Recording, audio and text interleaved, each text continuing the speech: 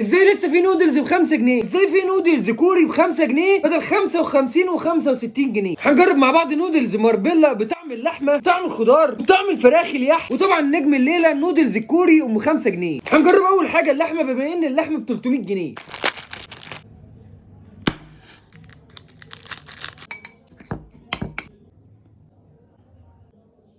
طعمه بعيد خالص عن اللحمه بصراحه. لو انت عايز حاجه رخيصه وسريعه فانت تجيب ده، لو انت معكش فلوس جيب ده. فاحنا نبعد عن اللحمه. بعد كده هنخش في الفراخ اليح عشان برضه هي غاليه ومش عارفين نجيبها.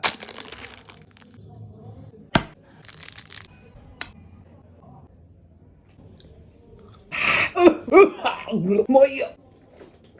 ده مش طعم فراخ، ده مش طعم فراخ خالص، ده شطه بالفراخ. امال الطعم الكوري الاصلي ده هيبقى عامل ازاي؟ طبعا طعم الخضار معروف في الاندومي، بس ما جربناهوش قبل كده في الماربيلا. بيقولوا ان في كمان ندعه ليمون كده جميله في الخضار بتخلي طعمه حلو جدا.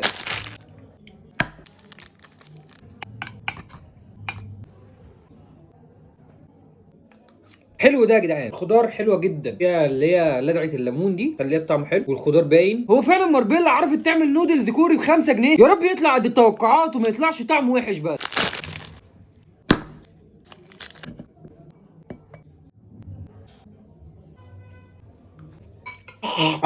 اوه حرق فشخ. اتصل بالمطافي بسرعه.